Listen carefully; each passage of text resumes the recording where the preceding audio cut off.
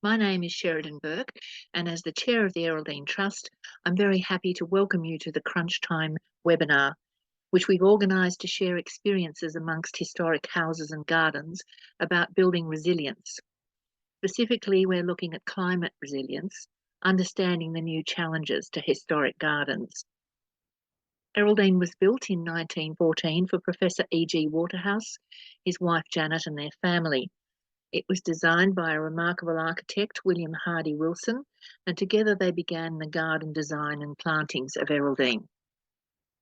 Erraldine now operates as a heritage-listed house and garden museum that's been run by volunteers as a community trust since 1981. We receive no ongoing government funding and rely on income generated from events, grants and donations to stay open to the public and to pursue the Trust's mission of sharing and caring for Erraldine.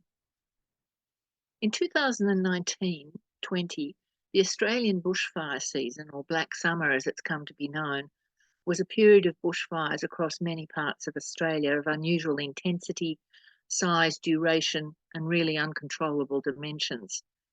Shrouded in bushfire smoke, air quality in suburban Sydney dropped to hazardous levels, but at Erraldine we were fortunate to have ready access to urban water supplies and there were no catastrophic fires nearby.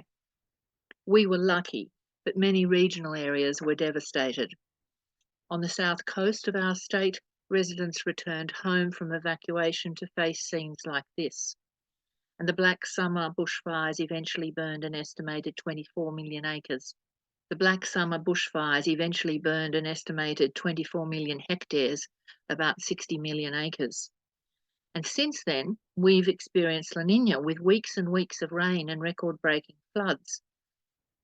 Erraldine has experienced in that period intensive rain bombs and massive weed growth. We've had mould in the house and pests in the garden, and in regional areas the impacts have been the same. But there are more fuel for the fires when conditions dry out. These two photos are taken from the same spot on the south coast, 2 years apart.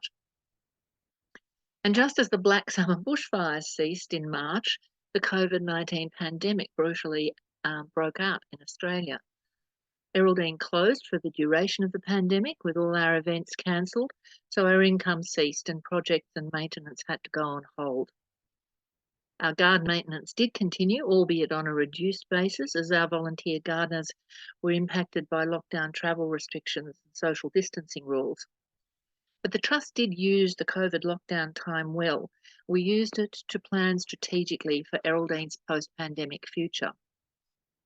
As the COVID deepened, the Erraldine trustees stepped up to form a management committee, and we developed a COVID response plan. We met virtually, and we began to focus on our longer-term sustainability, both as a house museum and also in terms of the garden's resilience to climate change. Erraldine remained closed through 2021, and we attempted to open, but that was stymied by the variants of Omicron and then Delta and more lockdowns. Even before the Black Summer bushfires, Erraldine was already very carefully assessing water management and irrigation practices. These two historic photos of Erraldine demonstrate how Professor Waterhouse was a very astute gardener. He planted many specimens in large tubs and pots so that the feeding of them could be managed and watering in less favourable areas of the garden could be established. The Trust has continued this careful water management practice, and we've also constructed 3 enormous tanks under the driveway to harvest the roof water, which brings us about 27,000 litres of water that we can use for the garden. But it became clearer to us that we needed to be better prepared for climate change, and we had to realise that water was going to cost us a lot more in the future. So we began to develop a water management plan just at the end of 2018, before the Black Summer fires.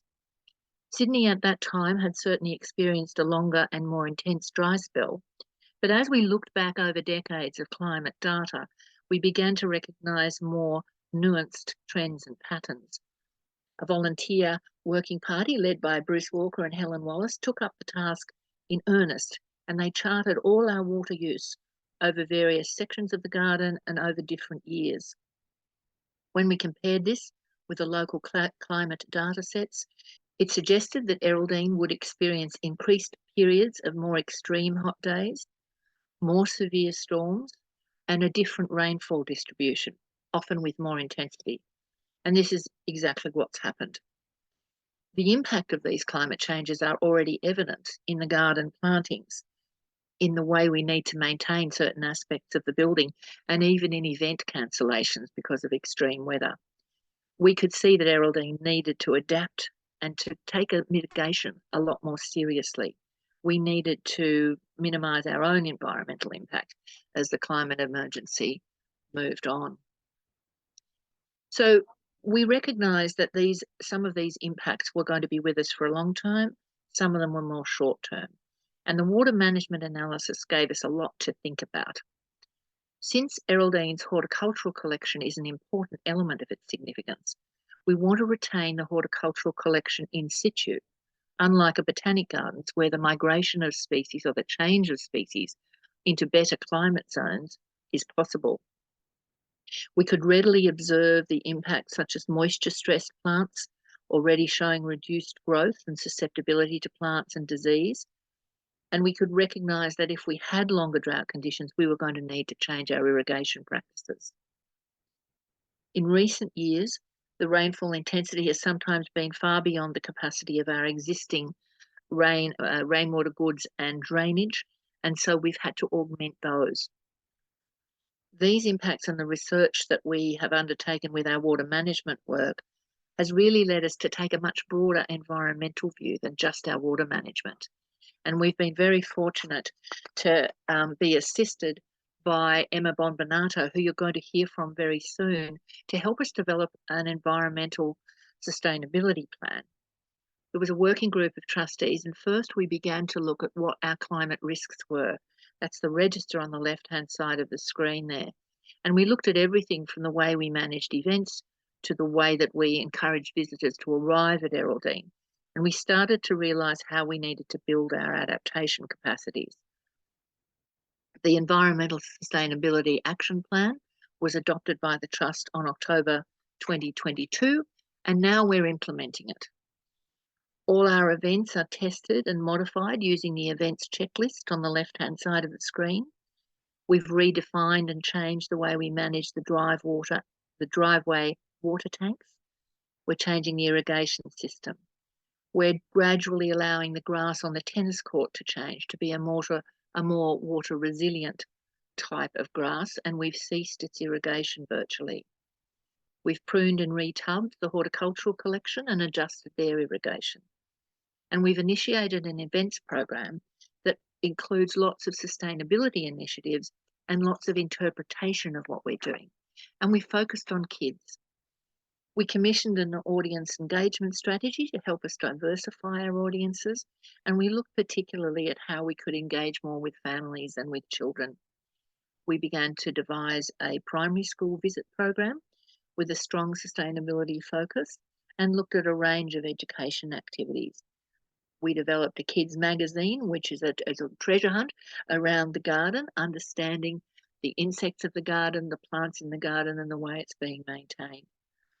And we're using the events checklist in every event that we do to make sure that we minimise our impact.